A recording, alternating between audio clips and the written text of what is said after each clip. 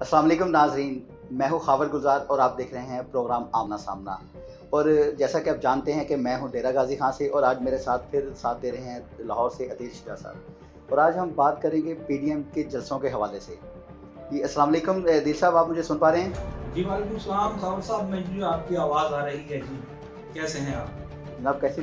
बिल्कुल अल्हम्दुलिल्लाह, आप सुनाएं आपकी तबीयत कैसी है? जी अल्लाह का करम। और लाहौर के मौसम के बारे में क्या चल रहा है आजकल? जी लाहौर का मौसम हमेशा से ही बड़ा खुशगवार ही रहता है इन दिनों, और 2 रोज़ से ज़रा सूरज अपनी शक्ल दिखा रहा है, वरना काफ़ी ठिठुरती हुई सर्दी है। मगर लाहौर में भी मुल्तान की तरह काफ़ी वो सियासी गहमा गहमी का पारा रूज है। बिल्कुल बिल्कुल। अच्छा, मैं पॉइंट की तरफ आते हैं। आज हम बात करने जा रहे हैं पीडीएम के जलसों के हवाले से।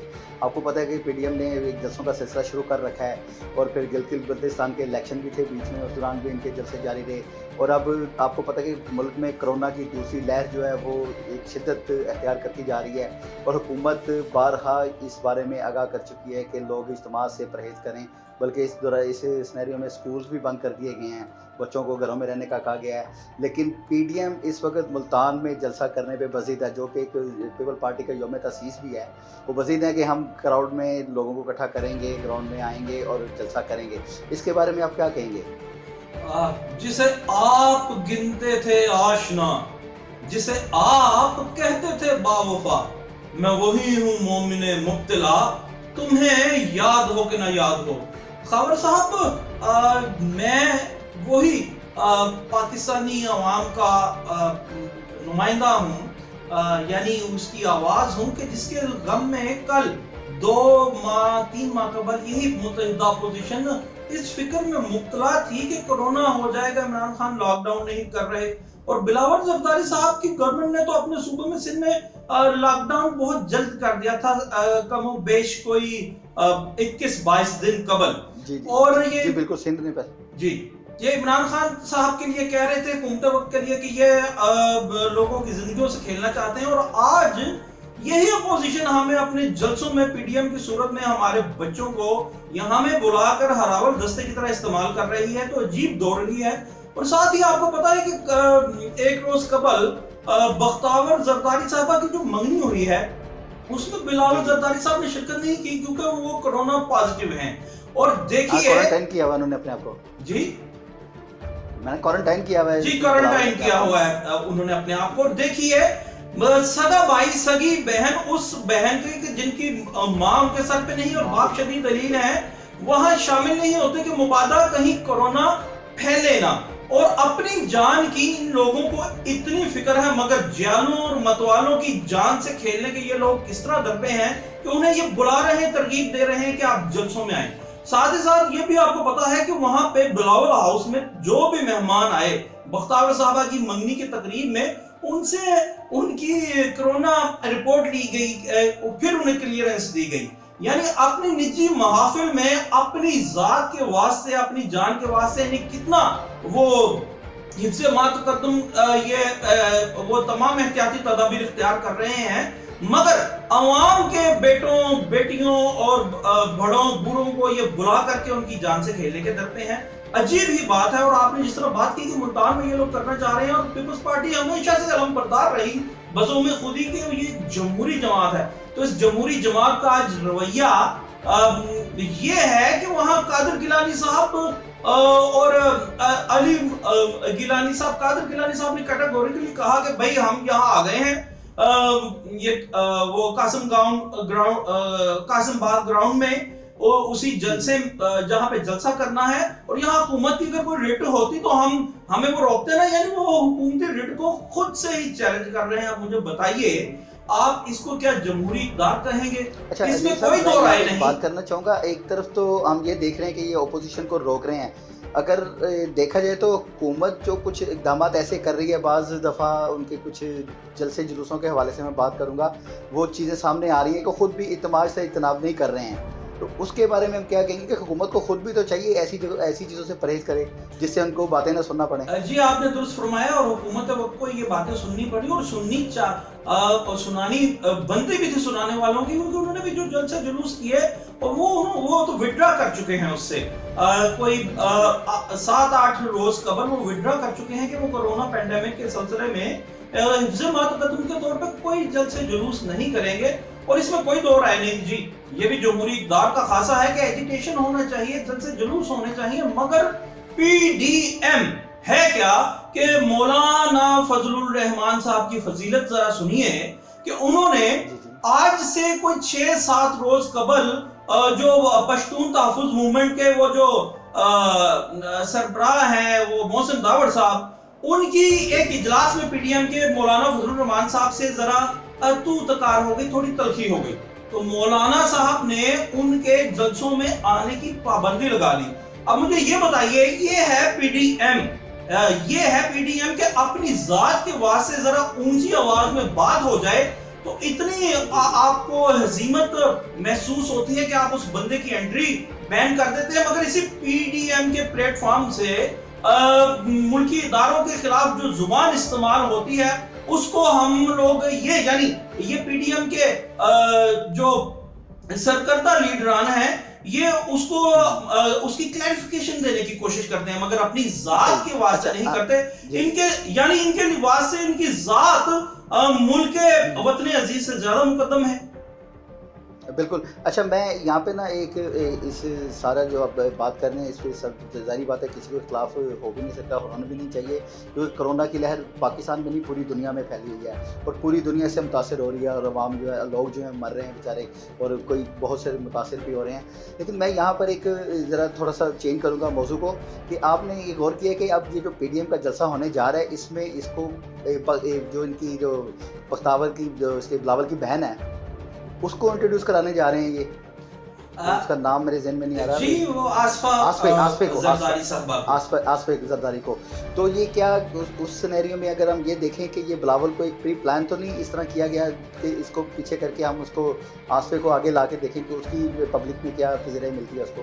जी, ये बात खारिज से इम्कान नहीं, क्योंकि यहाँ ख़वातीन को ज़्यादा पजीराई हमारी सोसाइटी का एक खासा है और अच्छी बात है, मिलती है, मगर इसका एक एस्पेक्ट ये भी हो सकता है कि बददिली ना फैल जाए कारकुनान में कि बिलावल भुट्टो साहब ने खुद को तो क्वारंटाइन कर लिया, अब आगे कौन आएगा, तो आगे अपनी बहन को भेज दिया है।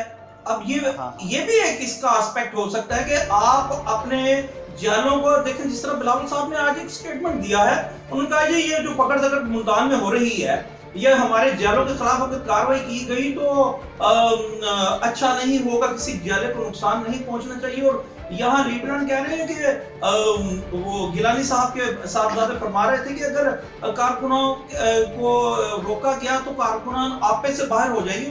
अरे भाई, ये कौन से कारकुनान हैं जो जलसे में शिरकत से रोकने से आपे में बाहर होते हैं, जो इसलिए आपे से बाहर आपे में रहते हैं कि आज स्वाबी में, छोटा लाहौर में, जरगे में 8 कत्ल हो गए। कारकुनान तब बाहर नहीं आते कि भाई ये जरगे कब खत्म होंगे जो कत्ल की आमाजगाहें हैं। कारकुनान तब बाहर नहीं आते जब कराची में एक ड्राइवर को एमपीए की पीटीआई के ड्राइवर को पुलिस वाले घर से बुलाकर गोलियां मार के कह के वो कत्ल कर देते हैं। कारकुनान तब आपे में रहते हैं, वो तब आपे से बाहर नहीं आते। अजीब बात है, कारकुनान को जब रोटी नहीं मिलती खाने को तब वो आपे में रहते हैं, आपे से बाहर नहीं होते, मगर जलसे में जाने से रोके तो कारकुनान आपे से बाहर होते हैं। ये आखिर कौन से कारकुनान है? ये अवाम को और हमें भी सोचने का मुकाम है, और ये लोग कर क्या रहे हैं? ये मुझे लगता है कि कारकुनान के ज़हन अज़हान से ये तासुब शायद जाहिर करने के लिए कि भाई हम तो कुर्बानियां देने वाले लोग हैं। बिलावल वो भुट्टो साहब ने अपनी रिप्लेसमेंट दी है, मगर आपने जो बात की है वो बिलावल जरदारी, और जरदारी साहब बड़े अच्छे सियासी प्लेयर हैं, खासतौर पर जरदारी साहब, आपकी बात में भी दम है कि ये एक तो मैं समझता हूं कि ये लेवल हो जाएगा कि बिलावल साहब डर के घर बैठ गए, मगर बहन सामने करना, एक खातून को सामने लाना सिंपैथीज भी गेन करने का बड़ा अच्छा जरिया है। जी जी बिल्कुल। अच्छा, मैं यहाँ पे एक बात को मैं क्लोज करना चाहूँगा क्योंकि वक्त भी आपको पता है हमारे पास बड़ा शॉर्ट होता है। यहाँ पर हम ये देख रहे हैं कि ये ऐसा मौका है जिस पे हम सबको सियासी इख्तिलाफ़ात को भूलकर सिर्फ़ अवाम की जो ज़िंदगी है ना उनको सेव करने के लिए चलना चाहिए।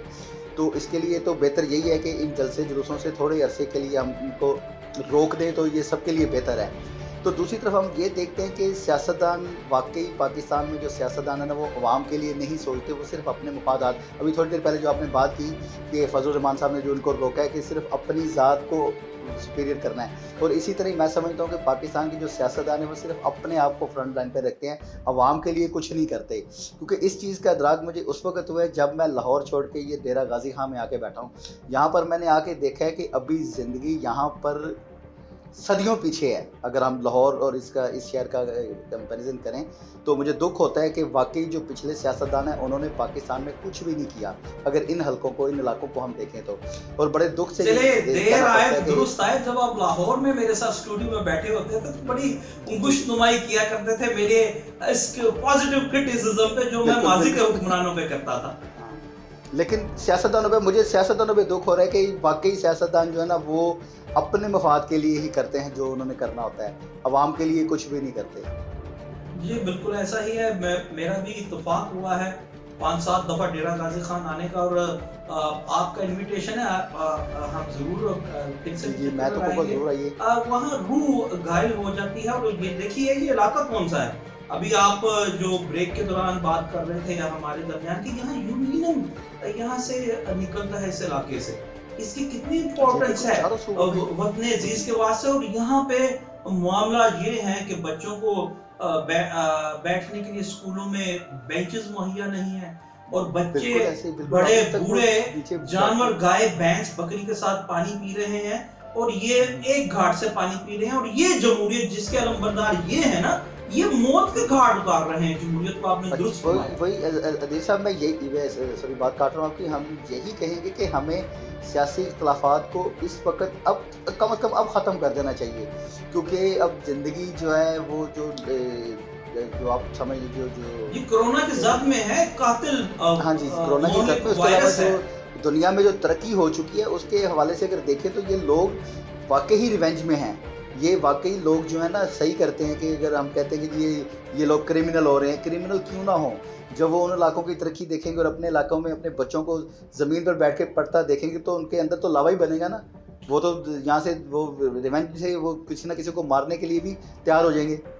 मैं तो ये देख रहा हूँ यहाँ पे। आप दुरुस्त फरमा रहे हैं, और मैं तो अगर रीबल का बागी का लेबल ना कोई लगा दे, मैं तो ये चाहता हूँ कि ऐसा जो जज्बा है, ऐसा पोटेंशियल है, वो जो रिवेंज है ऐसा पॉजिटिव कि ये हकूक मुझे क्यों दस्तयाब नहीं, दूसरे को क्यों है, ये पूरी कौम में आ जाए। और जो आपने कहा कि आज तो कम से कम सियासत को बालाए ताक रख के अपनी जिंदगियों से, अपने बच्चों के, अपने लोगों की हमें नहीं मुस्तकबिल को देखना चाहिए, अपने मुस्तकबिल को देखना चाहिए। ये बच्चे तो मुस्तकबिल हैं जिन्होंने आके बागडोर संभाल लिया मुल्क की। जी नहीं, ये बच्चे बागडोर नहीं संभालेंगे, बच्चे तो वो बागडोर संभालेंगे जो खुद को क्वारंटाइन किए बैठे हैं, जो अपनी मंगनी की तकरीब में कोरोना रिपोर्ट पहले कहते हैं भाई दिखाओ आप कोरोना पॉजिटिव तो नहीं हो। ये बच्चे तो मरने के लिए आएंगे जनाब आपके जलसों में। बहरहाल जी अदील साहब, मैं इंतहाई दुख के साथ सियासतदानों के इस रवैये के पर दुख के साथ ये प्रोग्राम को मैं ख़त्म करना चाहूँगा, और इंशाल्लाह फिर हम अगले प्रोग्राम में फिर मिलेंगे। लेकिन हम अब ये मैंने तहिया किया कि हर प्रोग्राम में कम से कम इन इलाकों को थोड़ी नुमाइंदगी और इनको शर्मिंदगी के लिए कुछ ना कुछ ज़रूर दिखाया जाए। और मैं इंशाल्लाह अगले प्रोग्राम में कोशिश करूँगा आपके और हमारे व्यूअर्स की नज़र आपकी इसी दिल गिरफ्तगी पे कोई पैगंबर, कोई इमाम ज़मा ही आए, असीर ज़हनों में सोच भरना कोई तो सीखे। जी बहुत शुक्रिया अदील साहब। इंशाल्लाह फिर मिलेंगे अगले प्रोग्राम में। आज तक के लिए इतना।